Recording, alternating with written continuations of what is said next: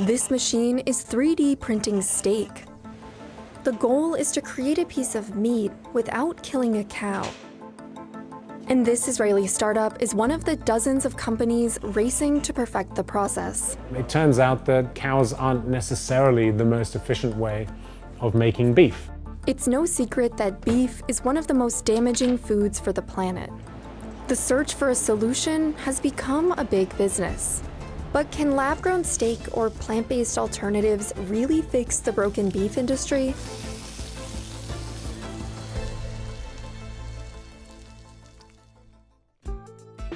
The global beef industry produced nearly 75 million tons of meat in 2020. That's about 19 pounds for each person on the planet.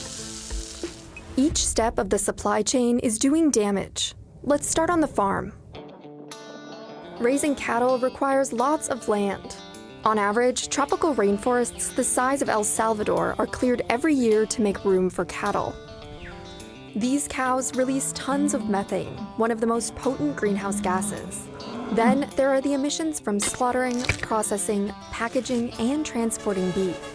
Globally, beef was responsible for 3 billion tons of greenhouse gas emissions in 2010, about twice as much as all vehicles in the US at the time.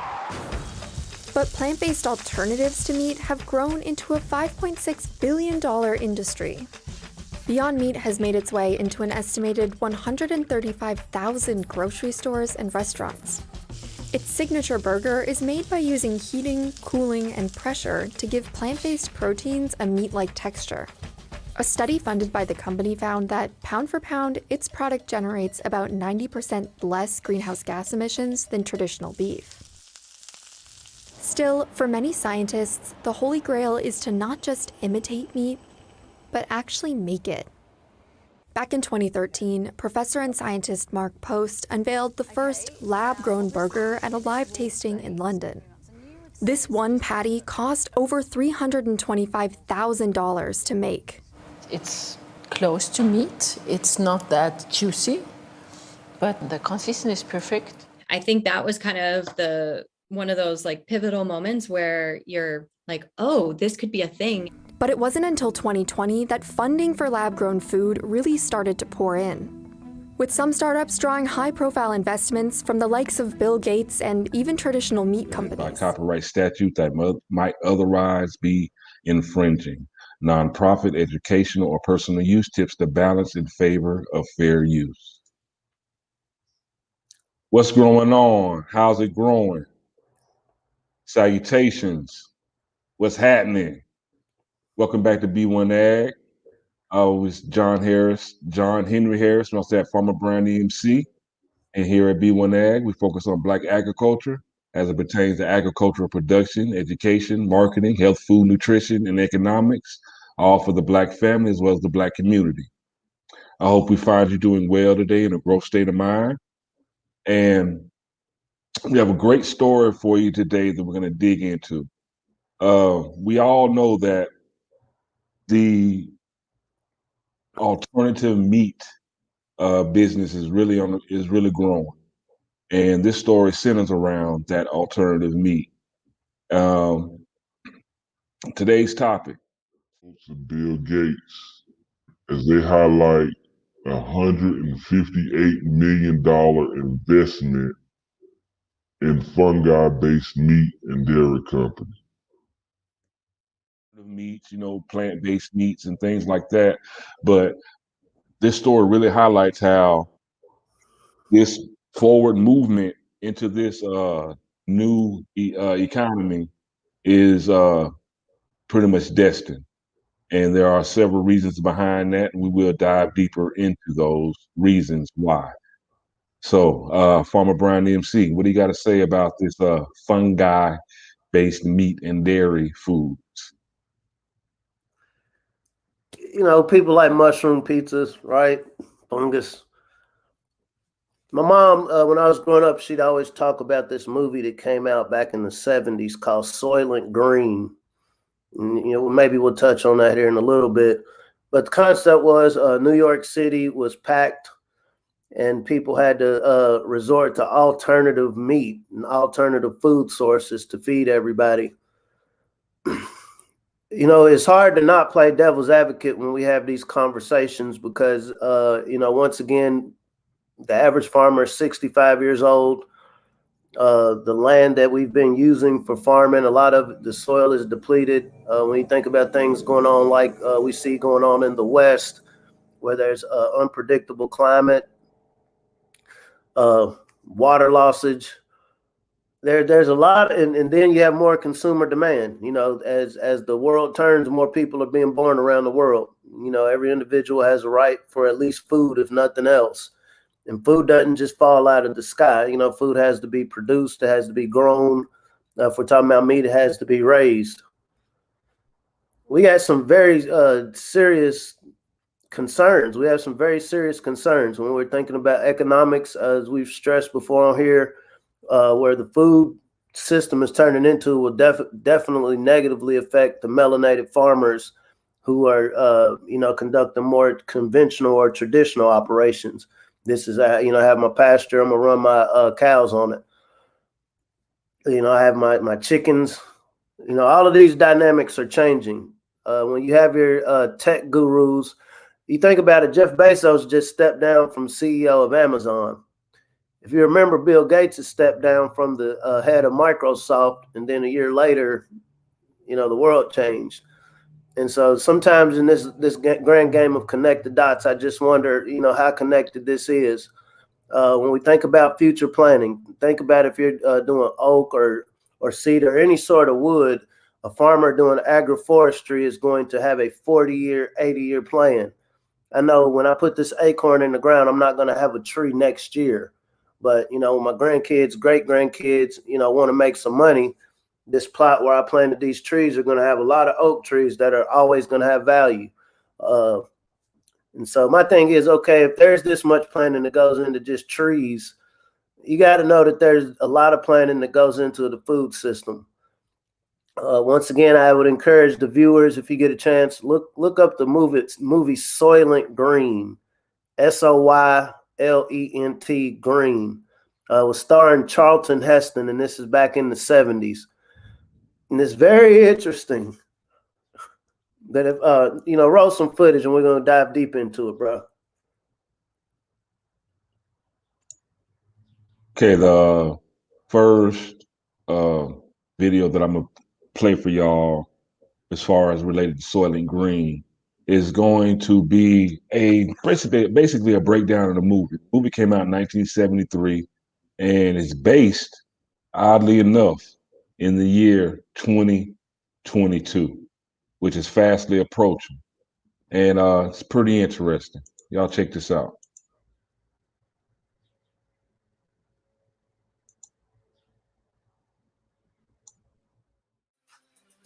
In the year 2022, the cumulative effects of overpopulation, pollution and some apparent climate catastrophe have caused severe worldwide shortages of food, water and housing.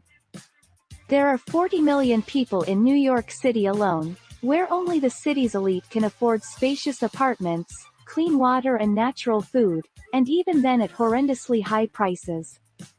The homes of the elite usually include concubines who are referred to as furniture, and serve the tenants as slaves. Within the city lives NYPD Detective Frank Thorne and his aged friend Saul Roth, a highly intelligent analyst, referred to as a book. Roth remembers the world when it had animals and real food, and possesses a small library of reference materials to assist Thorne.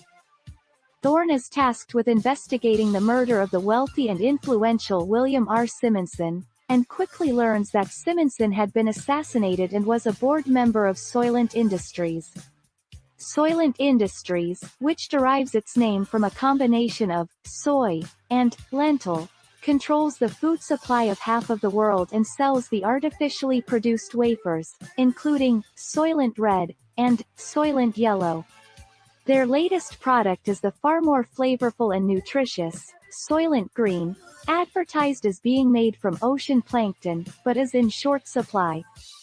As a result of the weekly supply bottlenecks, The hungry masses regularly riot, and they are brutally removed from the streets by means of police vehicles that scoop the rioters with large shovels and dump them within the vehicle's container. With the help of Furniture, Shirl, with whom Thorne begins a relationship, his investigation leads to a priest that Simonson had visited and confessed to shortly before his death. The priest is only able to hint at a gruesome truth before he himself is murdered. By order of the governor, Thorne is instructed to end the investigation, but he presses on. He is attacked during a riot, by the same assassin who killed Simonson, but the killer is crushed by a police vehicle. Roth brings 2 volumes of oceanographic reports Thorne had procured from Simonson's apartment to the team of books at the Supreme Exchange. The books confirm that the oceans no longer produce plankton, and deduce that Soylent Green is produced from some inconceivable supply of protein. They also deduce that Simonson's murder was ordered by his fellow Soylent Industries board members, knowing he was increasingly troubled by the truth. Roth is so disgusted with his life in a degraded world that he decides to return to the home of God, and seeks assisted suicide at a government clinic. Thorne finds a message left by Roth and rushes to stop him, but arrives too late. Roth and Thorne are mesmerized by the euthanasia process's visual and musical montage, long gone forests, wild animals, rivers and ocean life. Before dying, Roth whispers what he has learned to Thorne, begging him to find proof, so that the Council of Nations can take action. Thorne boards a truck transporting bodies from the euthanasia center to a recycling plant, where the secret is revealed: human corpses are being converted into Soylent Green. Thorne is spotted and kills his attackers, but is himself wounded. As Thorne is tended to by paramedics, he urges his police chief to spread the truth he has discovered and initiate proceedings against the company. While being taken away, Thorne shouts out to the surrounding crowd, "Soylent Green is people." Thank you all for watching. Don't forget to subscribe and hit the bell notification for more of these videos.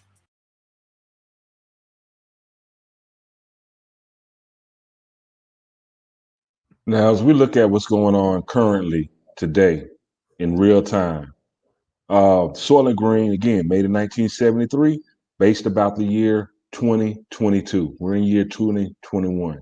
And they were talking about how in 2022, the world was facing food shortages, climate change, catastrophic climate events, looking for alternative protein sources. It kind of makes us revisit that old adage about whether art imitates life or does life imitate art. Because that movie that was made back in 1973, even before I was even born, is exactly what we're going through right now in 2021 as we approach the year 2022 very quickly. Now, Jeff Bezos, as well as, Bill Gates, they both are, and also Al Gore, they highlight investors that put $158 million into a company called Nature's Find, which is based out of Chicago, and they make fake meat out of fungus. Not only just meat, but also dairy products like cream cheese and things of that nature. That's what we're faced with. It's the alternative protein industry is doing very well right now. Again, Nature's Fine, they raised $158 million, but the alternative food sector, is definitely skyrocketed in the year 2020, growing U.S. retail sales at 27% and bringing the total market value to $7 billion. Now, this is an ascending is an ascending industry, and there's a reason why it's ascending. And that definitely centers around consumer demand, impending climate change, current climate change, and also just basically just overall agricultural production problems that are being enhanced by supply chain breakdown. So, Farmer Brown, let's touch on this some more. 733 billion. That's almost on par with the U.S. agriculture by itself at 1 trillion. You know, why is this important? We had discussed a few episodes back when I was working on a research farm. You know, we had livestock. And these were huge animals that, you know, they had the power to knock down any fence that was on the farm at any given time, but they have been bred to be docile. They have been bred to only eat that which was in front of them. If the grass is low, then you're going to have to wait for one of us to come bring you some feed. If there's no feed, then it's cutthroat. Saying that to say, we know we've written into this Constitution, you know, speaking to the B1 family, is 3/5 of a human being, which boils down to livestock. If you also notice in that movie clip, I don't know if you saw the people with the masks on. You can't look at a clip like that and not, you know, have, you know, kind of look strange. It's talking about these large companies, this large company, Soylent company that was producing this food. Yeah, we told y'all this was ocean plankton. But it wasn't. When we think about plant-based, I know one of the issues when we think about this experimental medicine that's going around, oh, you know, we got to protect our patents, so we can't let you know what's inside of this vial. We can't let you really know what's inside of this meat, because then you might take our idea and make your own.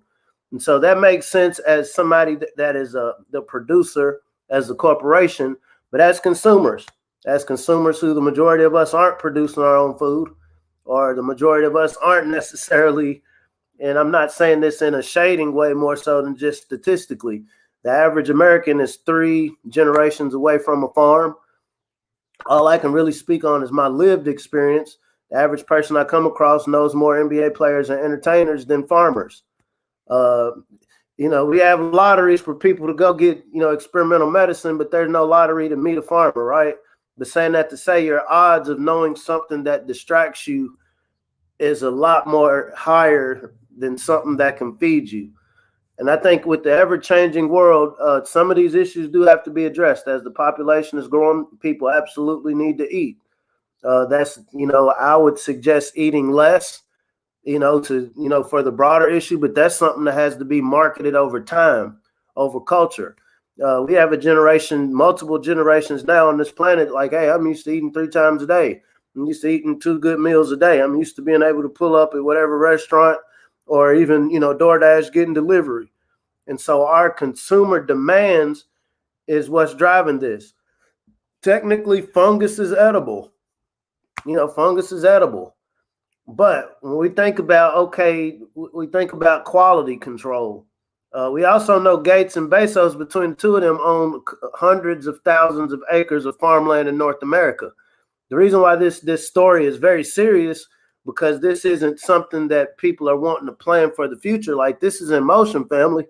If you remember a few episodes back, we were discussing the first lab-based meat production plant was opened up in Israel. This is a few weeks ago. And I think in 2000, I think the first lab-grown burger cost about $250,000. That was back in 2016, 2017. It cost $250,000 to create a lab-grown hamburger. Well, that number now in 2021 is about $23 a pound. And so now it's about $23 a pound to get lab-grown meat. The goal of these companies, like you're talking about, the major investments going into these alternative protein, is that we want to get, when I say we, I mean, you know, the scientific minds that's thinking these things up want to get it to where it's equal on the market value to, say, producing beef. And then, you know, for the brothers and sisters out there who do raise livestock, because this isn't just with cows, this is with your poultry. This is with anything that we're raising, because we know in the melanated community, the majority of the income being generated is from raising livestock. Like you said, they're talking about climate change back in the 70s. And okay, I know they didn't, you know, you saw the computers that they had in that screen. And so we have a lot more high-tech technology. We have a lot more machinery. We have 14, 15-year-olds that's, riding around, and, I don't have a problem with that per se, but everything we ride, everything we use has to be powered by something. For it to be powered, meaning something has to be harnessed. We were talking also about Mr. Moses and his machine that could turn air into water. We also see that there is an active suppression of better ideas. So saying that to say, as a community, outside of just the conversation, I like to say, hey, family, this is something we need to discuss. But what are some direct action items? Because this is in motion. Like I said, Bezos just stepped down. Like, I'm cool on Amazon. I claim my fame there. Now I'm getting into feeding people. We've heard the stories, some of the stories about some of the working conditions at Amazon. Since Gates got divorced, he's had his little scandals pop up, and this little nerdy guy that pops up in the pink sweaters. And so most companies are basically going to take on the personality of who founded them. Here at B1 Ag, we're not here to disparage or throw shade, more so than connecting dots. Do these people also in this Soylent Green, it was talking about the elite we're eating very different. I doubt the elite that we speak of in 2021 are eating the same food that the common Joe Schmo is eating. So saying that to say, what are we doing planning for this 2022 scenario?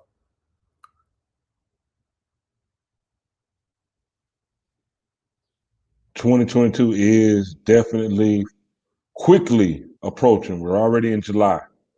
We're on our way into July and through it, almost through the first week of July. So it's approaching very, very quickly.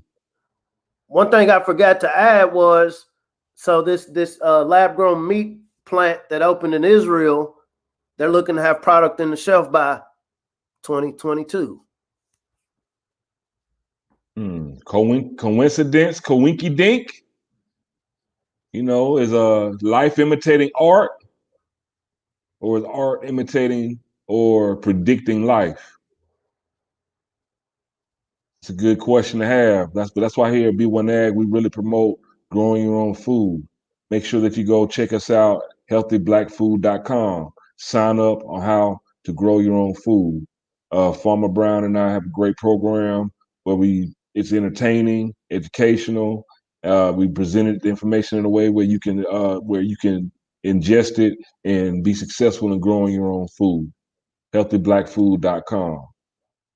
But we really got to understand that plant-based meat, alternative protein, it's here, and it's really marketing. They're really ramping up the marketing and production of this food for us to consume because real life decisions are being made. The heat waves, as well as the droughts that are currently, the mega droughts that are going on out the West, they're killing the water supply. Water is in very, very short supply. And, rain is not prevalent in the West. And that is affecting exactly how much food can be grown. Most farmers are having to make life decisions on, like, some of them are not planting at all. They're not planting anything at all because they don't have the water to water the plants and don't know when rain is coming. Now we have the whole entire West Coast, which is a huge worldwide producer for so many agricultural products. That cascades down to shortages for not only America but globally, because agriculture is our number one export item in this country is agricultural products. So if there's events like these climate change events that are affecting production, it's going to affect availability for food, not only for us, but as well as for all the countries that receive or import our food from us. So it is a real big issue. And for the B1 Ag family, I really would like to know, like, how do you feel about plant-based meat? How do you feel about eating fake meat? Is it, do you care? Does it matter to you? Are you concerned about what plants are even being used in the production of these fake meats? Just referring back to that movie Soylent Green, You know, they said Soylent Green was supposed to be made out of ocean plankton. It comes to find out that it was made out of human bodies, human corpses. You know, how well can we trust these huge companies when it comes to provide really leaning on them for our food production? You know, is that even smart to do? I will say so. As far as protein, you know, obviously there's other nutrients we need from other foods, but you can get protein from soya beans, and soya beans is actually what a lot of the plant-based meats are consist of: quinoa, nuts, seeds, cereals, and grains. So these are other sources of protein. However, like bruh said, okay, what happens when the farms that are growing these alternative plants, you know, there's a heat wave and they're not growing? You know, yeah, we definitely encourage the family to start gardening. You know, if you're in a small space, if you have a larger space, obviously, you know, grow harder, right? But what are we doing as far as storage? You know, while we're still technically in the time of plenty, meaning, okay, we can still grow some things, are we thinking about storing food, you know, canning, smoking meat for people that eat meat? We really have to start thinking some of these things out. I don't want to say it's an emergency, but let's be honest. I mean, here in 2021, we see that we're going to have less food available. Another one of those points made in the Soylent Green clip is, oh, the prices were so high. Well, what's been happening over the spring and early summer? You know, we got barges that are getting shut down, getting stuck. We have shortages of all sorts of different food, you know, condiments, all sort of other products that we're getting from overseas. Our food system is very intertwined with the world, meaning if I just wanted to go to a store right now, I just want some American-raised fish, I'm going to be hard-pressed to find American-raised fish. More than likely, it's going to be from Asia. If I want to go to the store for some good fruit that was grown locally, it's not to say nobody's growing apples or oranges, but more than likely, if I'm in what we call the state of Kentucky, it's going to have to come from somewhere where it's warmer, somewhere where there's a tropical climate. Our diets, you know, a lot of our diets have been marketed to us. You know, it's not my place to tell anybody what they should or shouldn't eat. But saying that to say, a lot of what we eat in general has been marketed to us as, hey, this is what works best for you to have optimal health. You remember when we was in school, they had the little food charts, the little diagram, the little triangle, and every year that changes. Every year that changes. Well, last year I thought we needed more dairy. Well, this year they say less dairy. So saying that to say, family, nobody knows your body, our body, better than ourselves. We do know that we have to consume something that Earth produces to not only get to the next day, but to thrive, to have energy. Soylent Green, we're talking about cannibalism. You know, and it's cannibalism whether you knew you were eating a person or not. And I'm not going to step out and say, yeah, I think they're cooking up people. But we got to be very conscientious about how dire this situation is about our food security. Humans can only go about 3 days without water before we start getting headaches and having serious physical conditions. We can only go a week or so. I think 14 days is the most without food until it gets cutthroat. You die. You expire. Your body has, you know, just like your phone has to be charged or it will no longer work. Our bodies were the first technology. And so what these companies, what your Bezos, your Gates, your other people involved is they're like, well, hey, we know how to power computers.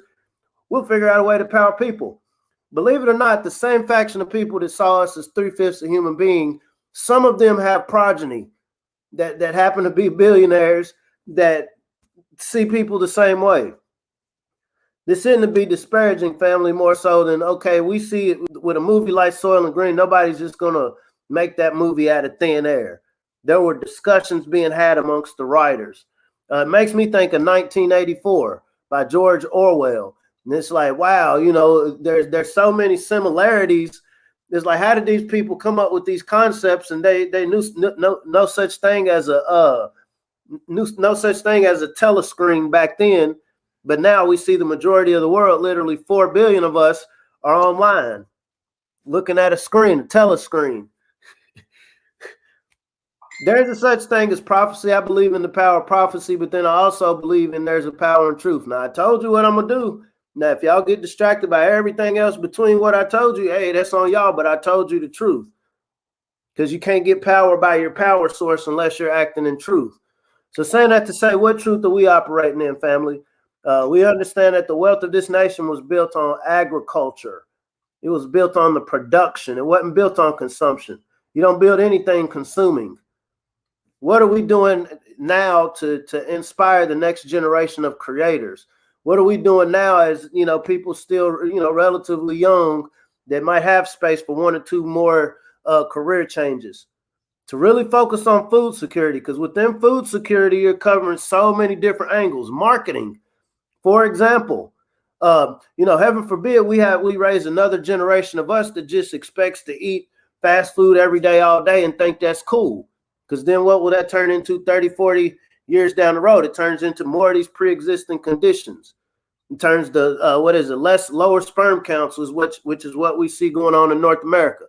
I was just listening to a sister, they were talking about colon cancer is up ridiculously from people born in the late 70s and 80s versus the people born in the earlier days, your 40s, 50s, and 60s, less instances of it. Well, what's happened since the 80s? These sugared drinks, highly processed foods. Like you said, you talk to some elders, they're like, I don't know what that is y'all are eating. I know what it looks like, but that ain't what it is. We laugh and we have these conversations, but family, this is very serious. It's very serious. We can make all the money in the world, but if the only thing you got to choose from is this high-priced fungus meat, what are the long-term effects of that? I love soul food. I come from a family of great cooks, but once my mom had cancer, not to put too much of my family's business out there, back in '94, that's when I was 14. We stopped eating smoked foods. It was a lot of dietary changes. And, I'm thankful that my mom recovered, but I also understand, okay, wow, there was a health benefit in changing certain foods that we eat. Because all of these things, everything we consume has long-term effects, whether you're talking about what we're consuming in our mind, what we're consuming in our bodies. And I just can't feel comfortable about these people, and all of these different ideas of how they're going to feed the world. And I would be more comfortable if I knew that, just as much as we complain about police brutality, what were they talking about in Soylent Green? Police just scooping people up the road. What did your president just do? He's making it rain on the law enforcement, right? Y'all, the world is changing before our eyes. And to get to the next day, we at least have to eat. Definitely, we have to eat. And it's only makes sense that we take an active part in making sure that we are food secure. It only makes sense that we grow some of our own food, if only just to supplement part of our diet, just to make sure that regardless of what's going on in the world, all this fake meat going around, or 3D printed chicken nuggets and lab grown petri dish made steaks, that we have an option that we created for ourselves, that we're going to make sure that we're eating real organic foods that we know are good for us and we know that can sustain us. I mean, this is what's happening in real time, people. It's coming to the hoods first. Trust. Please believe it.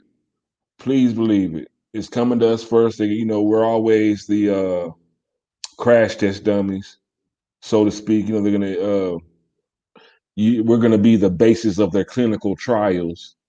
To put it in scientific terms, but to put it in layman's terms, yeah, we're gonna be usually the melanated communities are gonna be the crash test dummies to see if this works. So me personally, I'd rather stick to the good old fruits and veggies that I'm used to, that I know that were put here by the creator and developed naturally for us to eat, because that's what it's here for. Now, but consumer demand, uh, product production shortages. They're creating a situation where we have to look towards alternatives. And I hope that our B1 Ag family can see this and see this is happening in real time and start looking for solutions themselves. Because when you leave those solutions for someone else, those solutions may not necessarily work best in your favor. So we want to keep ourselves, we want to keep the B1 family, the B1 Ag family in the best position to win, in the best position to eat, in the best position to be healthy and thrive. Hey, Popeyes. Yeah, this is Bill. Yeah, hope everything's going well. Hey, we got this new fungus meat, and I was wondering, I'm going to shoot you a couple million if y'all run one of those chicken sandwich campaigns y'all got going. I'm already making it rain on McDonald's. I'm making their onions, carrots, and potatoes. And so, yeah, I want y'all to try this fungus, me and Jeff are putting together. I know y'all are down on business. I know y'all could use some sort of economic infusions. So why don't y'all promote this fungus meat for us in form of a sandwich? Go on and bread it up like your normal chicken sandwich and see what that does for us. Try it in these specific zip codes and see how that works first. We'll have the first responders waiting. That's crazy. What is your alternative? Like we say, this is an ascending industry. In this ascending industry, and we're talking about just plant-based or fake meat industry, it's being headlined by Beyond Meat and Impossible Foods, whose alternative meat burgers, chicken, and sausage products, hey man, they're disrupting the $733 billion US food and manufacturing industry. And because they're gaining so much of the market share so quickly, this has prompted companies like Tyson Foods, Purdue, Hormel, Cargill, other traditional meat producers to launch their own plant-based or fake meat products. Matter of fact, they're expecting plant-based and cultured foods. They're projected to take a 60% market share of global meat sales by 2040. So they're pushing by 2040 for there to be more fake meat than real meat. We're trying to get across to our B1 Ag family that fake meat is the wave of the future. This is what they're pushing. Uh, However you feel about it, good or bad, um, come up with. We're trying to provide solutions uh, for the B1 Ag family, the B1 family, to let us know that this is what's coming, and hey, it may be beneficial for you to go ahead and plant your own food. Go ahead and ramping that up, and also especially, when we think about farming, we're looking at traditional farming, plowing the fields and things like that, but we need to look more into urban farming, different ways of growing your own food in smaller spaces, um, doing more vertical farming, using more aeroponics, looking at alternative ways to farm and grow your own food, that just to ensure food security for your family, for yourself, for your community, and just for the B1 and for society at large. This is for everyone. We focus on the B1 family because usually we're the last ones to really jump on board, so to speak. We're the last ones. We're usually react. We react to things, and we're just trying to keep pace of the trends and what's going on. This gives us an opportunity to be proactive instead of reactive when it comes to our food security. Farmer Brown, do you got any last statements before we get up out of here? Cooperatives. In a time like we're going through right now, I don't know too many individuals that could just, come out of pocket and provide a whole community with their, annual intake of birds, for people that are in their chicken. I don't know too many individuals who can just take it upon themselves to just go invest in cattle by themselves. You're looking at about 2,000 a head. Once good cattle, because all cattle isn't created equally. But these are opportunities to go in together. You can split a single cow up with 4 families. That's about a year's worth of beef if you're into eating meat. Raising chickens. And so I know up here in Kentucky, you ride through some of the hoods now where me and my peoples grew up. The people that I grew up with don't live in these houses no more, but people from below the border, it's almost like lifestyle. They're going to have chicken coops. They raise their chickens in the backyard. There's really no laws against that. It seems weird. Most of us came up that, we can't raise chickens inside of a city. These are cooperative opportunities, y'all. Going in on some birds, raise them. Hey, we're going to designate these 10 yards over here. We're just going to raise, we're going to get a head count in the community. Hey, how many of y'all are interested in this? We have a communal pot. We can meet at the park. We can meet at the neighborhood association center, pay our dues, and it's going to go directly into this food protection program. And I'm just making this up, but I'm being very serious. We know we're going to need X amount of square feet of produce. And so we're going to allocate 5 yards. Y'all have, between all of y'all have a couple of acres. Okay, cool. This is where we're going to get our carrots instead of getting Mr. Gates's carrots. Okay, y'all don't have as large amount of acres, but y'all still have enough for your garlic, your onions. Okay, we got some facilities. All they have to do is be kind of hollowed out. We're going to create some jobs for some of the young men and women around here who understand carpentry. We're going to grow our greens inside using some of these urban gardening techniques. Okay, man, I'm in the hood and I don't know where to start. This is opportunity for some of the farmers losing money right now because of what's going on the broader agricultural scale. These should be your teachers. These should be your teachers. They can tell you a lot about growing hands-on. And so once again, you got to be a friend to make a friend. Cooperative economics. Economy isn't all about money. It's making things move. And we need to make our food system move in a way that is conducive to the B1 family. Not just us who are living now, but those that come after us. We see that they've thought this out to 2040. By 2040, we want 60% of the meat that people consume to be fake. And we're going to make it. What's happening between 2020 and 2040? People are losing land. Farmers who've been able to keep, especially the black melanated farmers who've been able to keep their farms and their family for X amount of years. Okay, man, you're taking the livestock industry away from me. What am I going to do? And so you're looking at a lot of other negative impacts outside of just, tractors and whatever these, weird notions that a lot of us have about farming. This is serious business, family. Bob Johnson, we'll talk about that a little later. He was touching upon just the issues going on with black farmers and black agriculture. Once again, I don't like to end any conversation on a negative note. This is a huge opportunity for us, not only in an existential way to figure out our food system, but this is a huge way to reassert this black magic and these black minds to solving problems. Problem being, I don't want my kids growing up in a world where their only choice of food is fungus-based. Or plants that, I can't really tell you what's in it because it's infringing on my patent rights. That's not cool, because when something goes bad, you think about the experimental medicine. You can't sue anybody. These are big.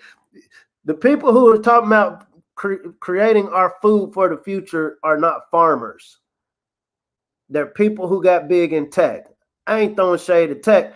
The founder of Google, he's heavily vested in, I just learned this a few weeks ago. He's heavily vested in the alternative protein movement.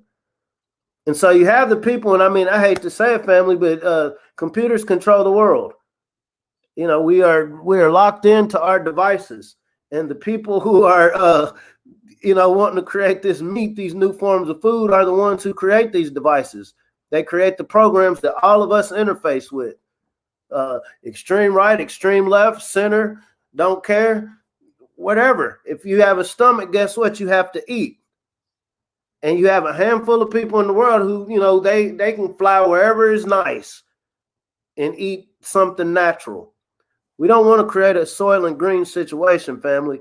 And we have more than enough time right now. We have more than enough people who've decided they're not going to go back to the corporate plantation or go back to work. This is a great time as our innovative minds are working. Okay, instead of me figuring out how can, what does Stephen A. Smith say? I wake up every morning trying to figure out how I can make boss some money. How can I wake up every morning to make sure I'm doing something that can make sure people in the community are eating? It's not about saving the world, family. Our ancestors, you know, before there was such thing as large civilizations, handful of groups and tribes, you know, we like to talk about ancient times, they had to figure out how to feed them each other. And so if we can literally head black to the garden, apply that same knowledge, apply that same thought behind, okay, maybe I shouldn't get so used to going to these drive-thrus. Maybe I shouldn't be like 100% dependent on there being a store that's available that's going to have food. What happens when the stores that are available, like you live in this go, this is the only meat we got. Oh, you ain't got a car? You ain't got one of those elevated car, what are they? The hover cars? Oh, you don't have a bus that comes in your area? Well, this is all you're gonna eat. Wherever you stay at, there's flat land.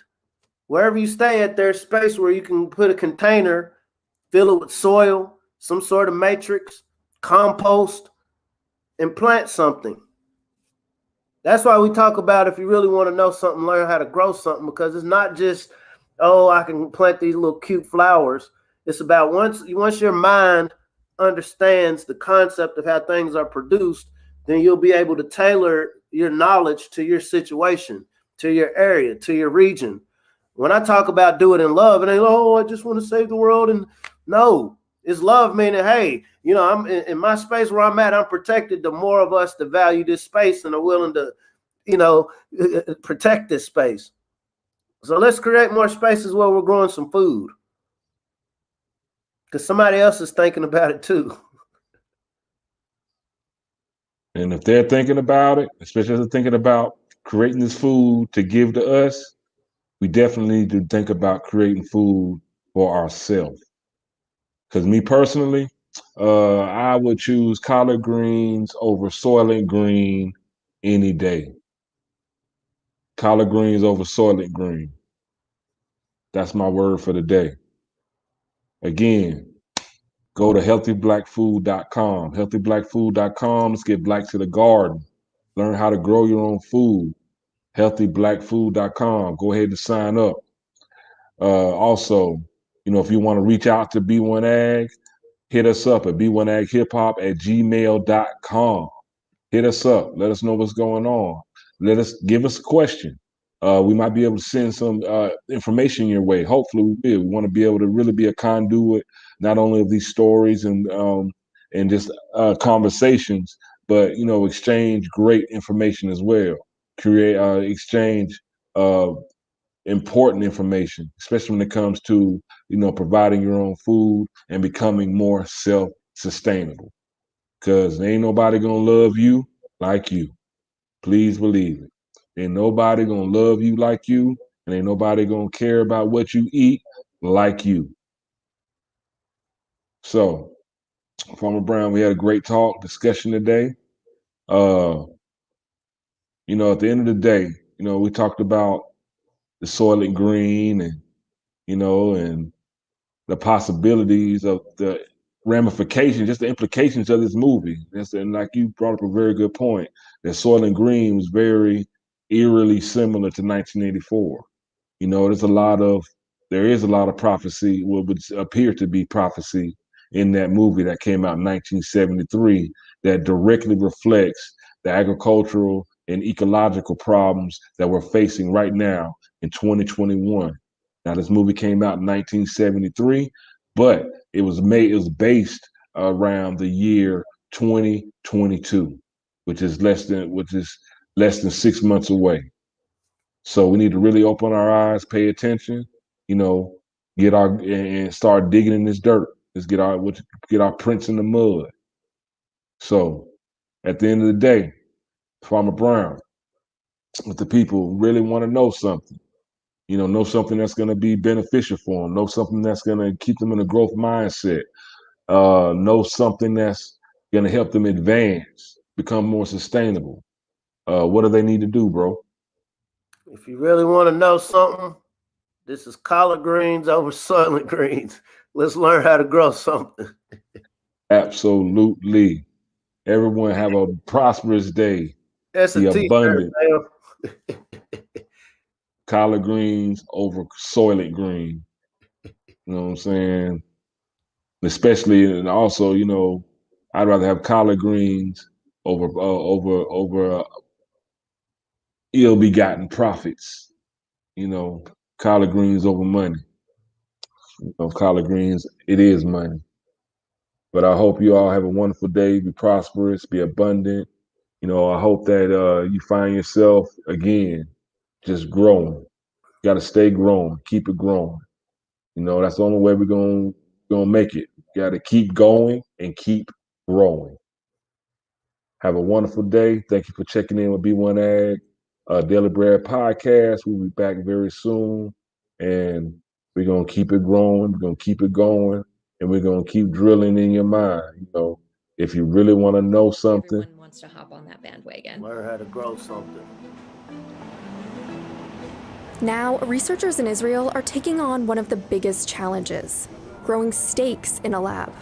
When it comes to steak, you're bringing together the full range, essentially, of tissue engineering technologies and cell growth technologies.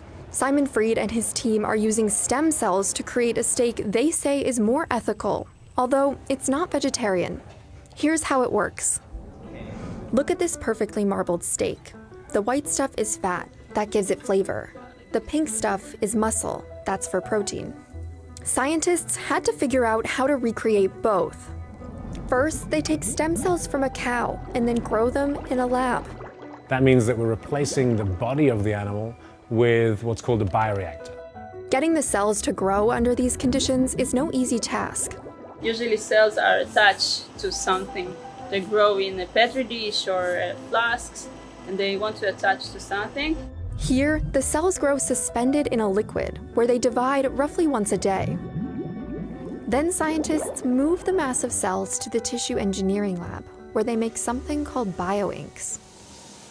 Because this is the beginning of the bioprinting stage. The inks that we're using actually contain the cells that we've been growing in the labs previously. There's one for muscle and one for fat.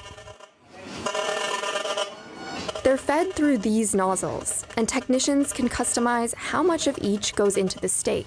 You can print any structure that you're able to design. So you upload a file to the printer and you can present a steak of pretty much any size and also any proportions.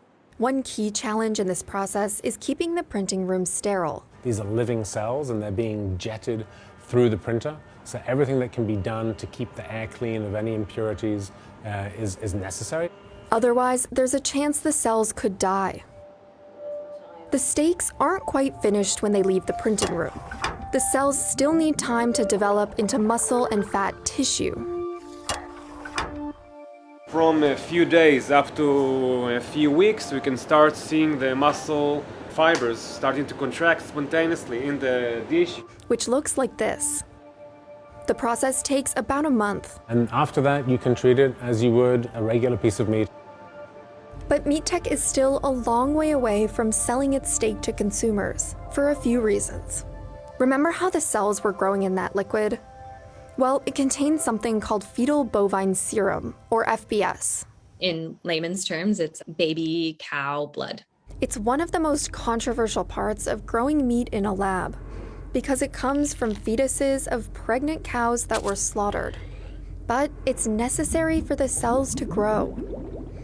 Simon told us they are using FBS as part of the research process, but they plan to eventually replace it with something else. Our plans are that it shouldn't be part of any at-scale commercial activity. But an alternative that's just as effective has yet to be found.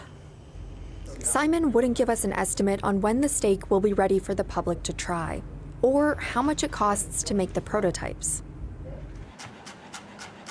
In the meantime, he says the company is focused on a more attainable goal, like this hybrid product made of soy and beef fat grown in Meatech's lab. The texture of our culture kebab is nearly the same like a real kebab. Meatech is building a new facility in Belgium to start making foods like these on a larger scale. But it's unclear how sustainable a scaled-up lab-grown beef industry would really be. We don't know what the carbon footprint looks like to actually scale these up in the amount of space and energy it will take. And this is all a gamble on something most consumers haven't even tried yet. So far, meat made in a lab can only be sold in Singapore, where one company debuted its chicken nuggets back in 2020. Despite the uncertainty, companies working on lab-grown meat have raised nearly $2 billion. They're betting that the rest of the world will follow Singapore's lead and start granting lab-grown foods approval for sale. But even if lab-grown meat manages to win over regulators and the public, could it actually replace beef? I'm honestly not fully convinced that this is the right way to mass produce meat for the public to be eating based off of how long this has been developing and how little we've seen. So while we wait on lab-grown beef, consumers looking to reduce their carbon footprint can still turn to plant-based options.